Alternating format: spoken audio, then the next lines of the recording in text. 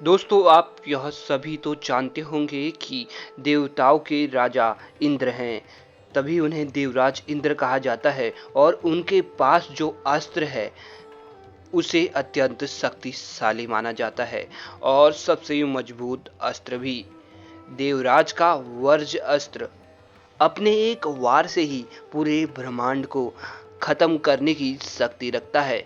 परंतु कैसे उन्हें यह अस्त्र प्राप्त हुआ, इसके बारे में बहुत ही रोचक कथा पुराणों में मिलती है।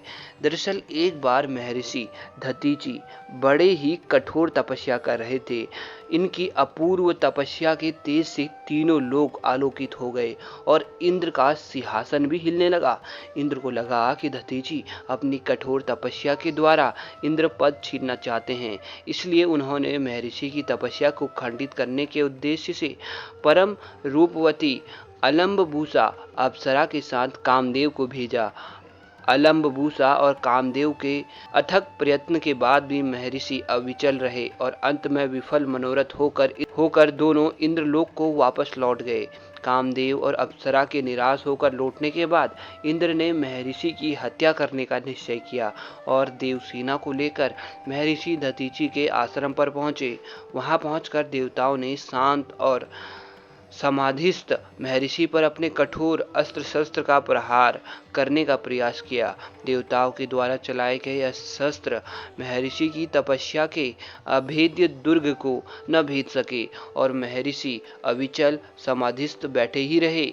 इंद्र के अस्त्र शस्त्र भी उनके सामने व्यर्थ हो गए। हार कर देवराज स्वर्ग को लौट गए।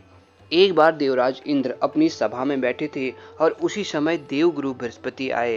अहंकारवश गुरु बृहस्पति के सम्मान में इंद्र उठकर खड़े नहीं हुए। तब बृहस्पति ने इसे अपना अपमान समझा और देवताओं को छोड़कर अन्य जगह चले गए। देवताओं ने विश्वरूप को अपना पुरोहित बनाकर काम चलाया, किंतु विश्वरूप कभी कभी देवताओं से छिपकर असुरों को भी यज्ञ भाग दे दिया करते थे। इस पर इंद्र ने गुस्सा होकर उसका सर काट दिया। विश्वरूप त्वष्टा ऋषि का पुत्र था। उन्होंने क्रोधित होकर इंद्र को मारने के उद्देश्य से महाबली वित्रासुर को उत्पन्न कर दिया। वित्रासुर ने अपने केवल एक वार से ही इंद्र का सिंहासन हिला दिया और देवताओं को अपने एक वार से ही परास्त कर दिया।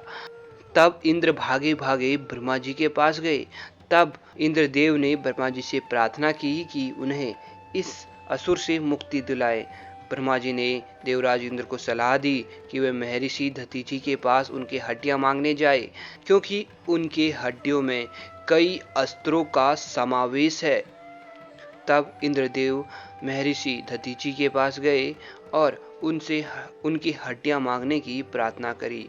उन्होंने कहा, हे प्रभु, त्रिलोक के मंगल कामना हेतु आप अपनी हड्डी हमें दान दे दीजिए।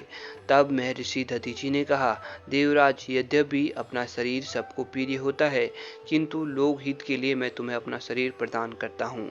महर्षि दधीचि की हड्डियों से वज्र का निर्माण हुआ और वृत्रासुर मारा गया। इस प्रकार एक महान परोपकारी ऋषि के अपूर्व त्याग से देवराज इंद्र बच गए और तीनों लोग सुखी हो गए। अपने अपारकारी शत्रु के भी हित के लिए सर्वस्व त्याग करने वाले महर्षि दधीचि जैसा उदाहरण संसार में कहीं और मिलना बहुत ही कठिन है। तो दोस्तों, उम्मीद है आपको जानकारी पसंद आई होगी। अभी के लिए इतना ही। धन्यवाद।